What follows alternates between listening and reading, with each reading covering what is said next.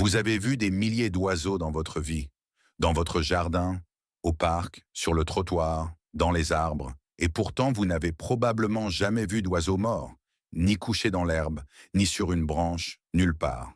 Où sont-ils? Des oiseaux meurent chaque jour, par millions. Maladies, prédation, vieillesse, famine, accidents. Le taux de mortalité des oiseaux sauvages est extraordinairement élevé. Les études estiment qu'environ 50% des oiseaux chanteurs meurent au cours de leur première année de vie. Pour chaque cardinal à votre mangeoire ce matin, statistiquement, la moitié de ses frères et sœurs de la couvée de l'année dernière sont déjà morts. Alors, où sont les corps? Ce n'est pas une question anodine. C'est l'une des questions les plus fréquemment posées en ornithologie, et la réponse est bien plus spécifique et bien plus étrange que la plupart des gens ne le réalisent. Ce que vous êtes sur le point d'apprendre changera votre façon de penser à l'absence d'une chose que vous avez remarquée toute votre vie sans même savoir que vous la remarquiez. Aujourd'hui, nous allons découvrir pourquoi vous ne voyez presque jamais d'oiseaux morts, ce qui se passe réellement dans les dernières heures et minutes de la vie d'un oiseau et où vont les corps. Restez jusqu'à la fin car le dernier point que nous aborderons concerne un comportement que les chercheurs n'ont documenté que récemment et qui suggère que certaines espèces d'oiseaux pourraient posséder quelque chose qui ressemble remarquablement à ce que nous appellerions la conscience de la mort. Commençons par les chiffres, car l'ampleur de ce mystère dépasse ce que la plupart des gens imaginent. L'Amérique du Nord abrite environ 7,5 milliards d'oiseaux terrestres à tout moment. Selon une étude de 2019 publiée dans la revue Science, le taux de mortalité annuel des oiseaux chanteurs adultes se situe en moyenne entre 40 et 60% selon les espèces. Cela signifie qu'au cours d'une année donnée, entre 3 et 4,5 milliards d'oiseaux meurent rien qu'en Amérique du Nord. 3 à 4,5 milliards. Si ne serait-ce qu'une fraction de ces corps restait visible pendant plus de quelques heures, vous verriez constamment des oiseaux morts. Vous en verriez dans votre jardin, dans votre rue, dans chaque parc, sur chaque sentier. Et pourtant, ce n'est pas le cas. La probabilité statistique que vous ayez dû rencontrer beaucoup plus d'oiseaux morts que vous ne l'avez réellement fait est écrasante. Alors, que leur arrive-t-il? La réponse comporte plusieurs parties, et la première est la plus simple. Les oiseaux ne meurent pas là où vous regardez. Lorsqu'un oiseau est malade, blessé ou entre dans les dernières étapes de sa vie en raison de l'âge ou de la maladie, son comportement change de manière très spécifique. Les recherches sur le comportement aviaire lors de maladies en phase terminale, documentées dans des études portant surtout du virus du Nil occidental à la grippe aviaire, montrent que les oiseaux malades deviennent léthargiques, désorientés et surtout qu'ils cherchent à s'abriter. Un oiseau en bonne santé évolue dans des espaces ouverts ou semi-ouverts, où il peut voir venir les prédateurs et s'échapper rapidement. Un oiseau qui sait, de la manière dont les oiseaux savent les choses, qu'il est affaibli, qu'il ne peut pas bien voler ou réagir rapidement, se retire dans le couvert le plus dense qu'il puisse trouver. Des broussailles épaisses, l'intérieur d'un arbuste, une végétation au sol dense, de hautes herbes, la base d'une haie, des endroits où un prédateur est moins susceptible de le repérer, et des endroits où, s'il meurt, son corps sera dissimulé à la vue. Ce comportement n'est pas une stratégie consciente de la même manière que les humains planifient. C'est une réponse instinctive à la menace. Un oiseau qui ne peut pas échapper efficacement à un prédateur se cache à la place. Et l'endroit où il se cache pour éviter les prédateurs dans ces dernières heures est le même endroit qui dissimule son corps après la mort. C'est pourquoi vous voyez rarement des oiseaux morts à découvert. Ils ne meurent pas à découvert. Ils meurent dans les endroits où vous ne regardez pas, les endroits où vous ne pouvez pas voir, les sous-bois et la végétation dense devant lesquels vous passez chaque jour sans y prêter attention. Si vous deviez écarter les branches à la base de chaque arbuste touffu de votre quartier, vous trouveriez plus d'oiseaux morts. Mais vous ne le faites pas. Personne ne le fait. Et ainsi, les corps restent cachés, non pas parce qu'ils ont été enlevés, mais parce qu'ils n'ont jamais été visibles pour commencer. Mais la dissimulation seule n'explique pas l'absence totale. Car même dans les endroits où les oiseaux meurent à découvert, sur les pelouses, les allées ou les trottoirs, les corps disparaissent rapidement. Les recherches sur l'efficacité des charognards, en particulier les études menées sur la mortalité des oiseaux en milieu urbain et suburbain, montre que le temps moyen pendant lequel la carcasse d'un petit oiseau reste visible dans une zone abritant des populations actives de charognards se situe entre 30 minutes et 4 heures. 30 minutes à 4 heures. Si l'oiseau meurt pendant la nuit, ce qui arrive à de nombreux oiseaux malades car c'est la nuit que leur métabolisme affaibli ne peut plus maintenir leur température corporelle, le corps a souvent disparu au moment où vous vous réveillez. Les charognards qui enlèvent dans les carcasses d'oiseaux ne sont pas ceux que la plupart des gens imaginent. Vous ne cherchez pas des vautours qui tournoient ou des coyotes qui traînent un cardinal. Vous avez affaire à des charognards beaucoup plus petits et bien plus communs. Les fourmis, les coléoptères, les mouches et autres insectes commencent à s'attaquer à la carcasse d'un oiseau dans les minutes qui suivent sa mort par temps chaud. Une seule carcasse peut être dépouillée de ses tissus mous par l'activité des insectes en quelques heures dans de bonnes conditions. Mais l'élimination la plus rapide et la plus complète se produit grâce à des charognards vertébrés que la plupart des gens ne considèrent pas du tout comme des charognards. Les chats domestiques sont l'un des éliminateurs de carcasses d'oiseaux les plus efficaces dans les zones suburbaines et urbaines. Une étude publiée dans la revue Nature Communication a estimé que les chats domestiques en liberté aux États-Unis tuent entre 1,3 et 4 milliards d'oiseaux chaque année. Mais les chats ne se contentent pas de tuer des oiseaux vivants. Ils se comportent aussi en charognards. Un oiseau mort ou mourant sur le sol est un repas facile. Et les chats patrouillent régulièrement sur leur territoire, souvent la nuit quand vous ne regardez pas.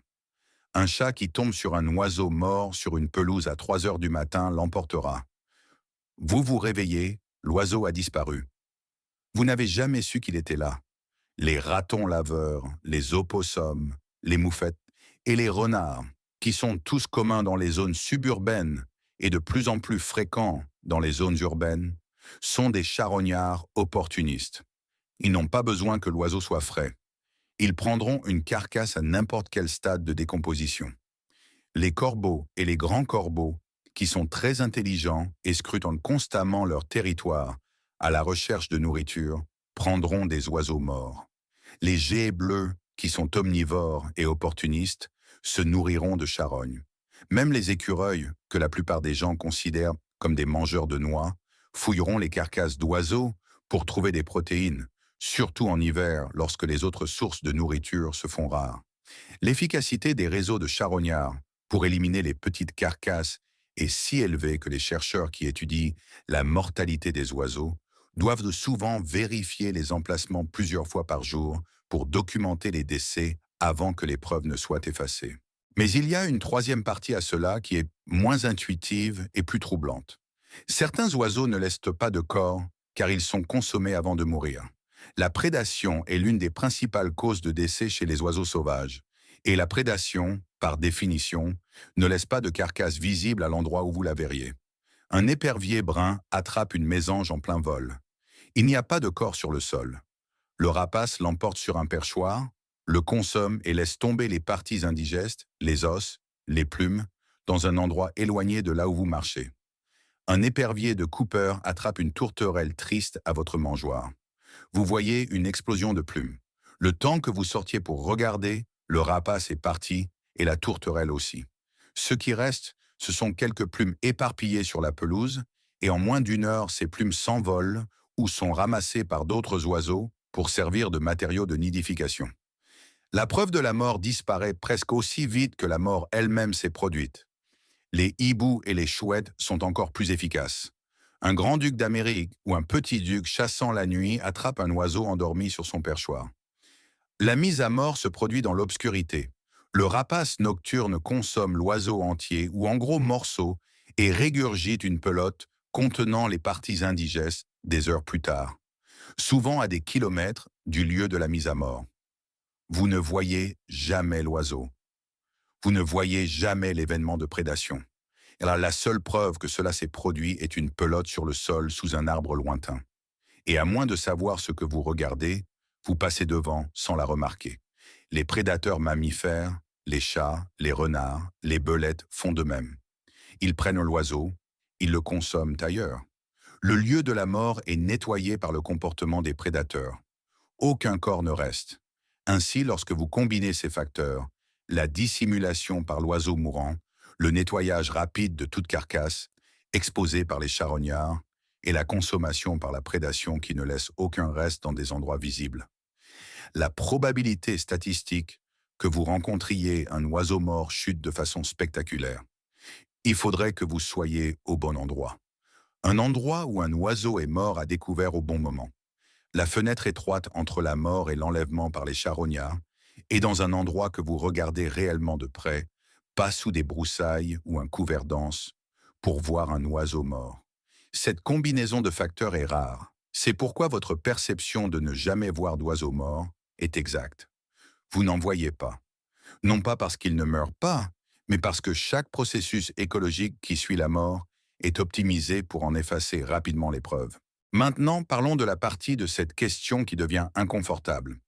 La partie concernant la question de savoir si les oiseaux ont conscience de leur propre mort ou de la mort d'autres oiseaux.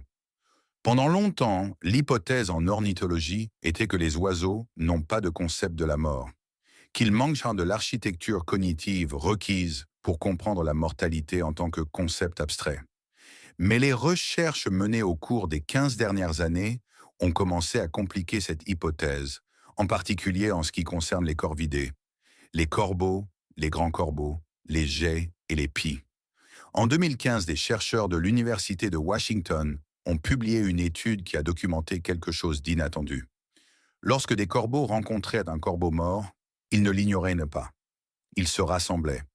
Plusieurs corbeaux arrivaient sur le site d'un corbeau mort, parfois des dizaines d'entre eux, et s'engageaient dans ce que les chercheurs ont appelé un comportement de harcèlement. Ils criaient bruyamment, tournaient autour du corps, se posaient à proximité et restaient dans la zone pendant de longues périodes, parfois 15 à 20 minutes ou plus. Le comportement était constant. Il se produisait dans différentes populations de corbeaux et il n'était pas dirigé vers un prédateur. Les corbeaux ne harcelaient pas une menace.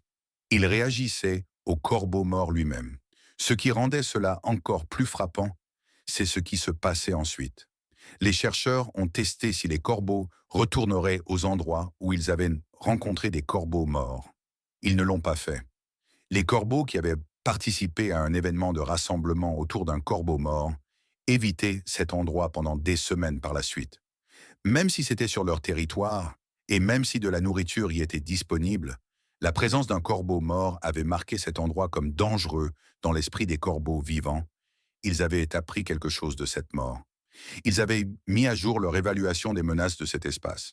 Ce n'est pas une preuve que les corbeaux comprennent la mort au sens philosophique comme le font les humains, mais c'est la preuve que les corbeaux reconnaissent les corbeaux morts comme étant significatifs, qu'ils réagissent à la mort par des comportements spécifiques et répétés, et que l'expérience de la rencontre avec un individu mort modifie leur comportement futur.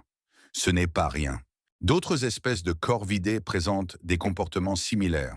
On a observé des pies apportant de l'herbe et recouvrant le corps de paille morte, un comportement qui n'a pas de fonction de survie évidente et qui, pour les observateurs humains, s'apparente davantage à un deuil ou à un enterrement. Les geais buissonniers, selon des recherches de l'Université de Californie à Davis, cessent de stocker de la nourriture et augmentent leur cri d'alarme lorsqu'un geai mort se trouve à proximité. Des comportements qui suggèrent une vigilance accrue et une communication sociale autour de la mort. La question de savoir si ces comportements doivent être qualifiés de funérailles, de deuil ou de rituel est une question sur laquelle les chercheurs restent prudents. Ces termes portent un poids émotionnel et culturel humain qui pourrait ne pas s'appliquer. Mais ce qui ne fait aucun doute, c'est que ces oiseaux font quelque chose. Ils n'ignorent pas la mort. Ils y réagissent de manière cohérente, socialement coordonnée et comportementalement complexe. Pour la plupart des oiseaux chanteurs, les preuves d'une conscience de la mort sont plus minces.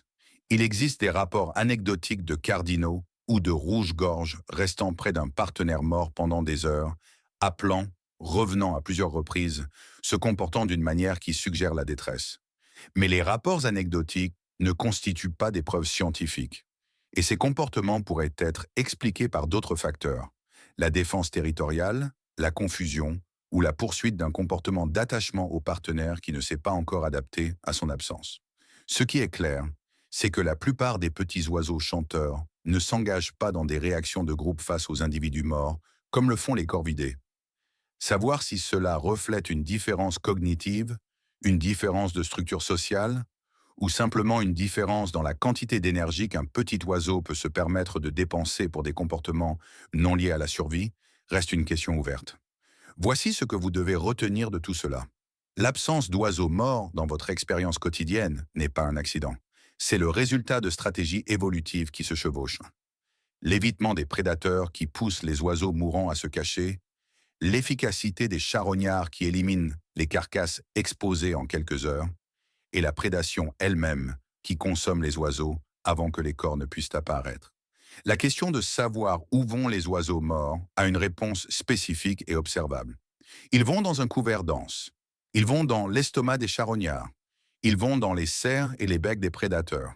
Ils sont traités par les insectes, par les bactéries, par les mêmes systèmes de décomposition qui s'occupent de tout organisme mort. Ils disparaissent, non pas par mystère, mais par écologie. Et pourtant, pour certaines espèces, il se peut qu'il se passe quelque chose de plus, une reconnaissance, une réaction. Un comportement qui suggère que la mort n'est pas seulement traitée comme une absence, mais comme une présence. La présence de quelque chose que d'autres oiseaux remarquent, autour de laquelle ils se rassemblent et dont ils se souviennent. La prochaine fois que vous vous promènerez dans votre jardin et que vous penserez à quel point il est étrange de ne jamais voir d'oiseaux morts, vous saurez pourquoi. Ils sont là, ils ont toujours été là. Vous ne regardez tout simplement pas aux bons endroits, au bon moment. Et les systèmes qui les éliminent sont plus rapides et plus efficaces que votre capacité à les remarquer. Dites-moi dans les commentaires, avez-vous déjà trouvé un oiseau mort? Où était-ce? Quelle espèce?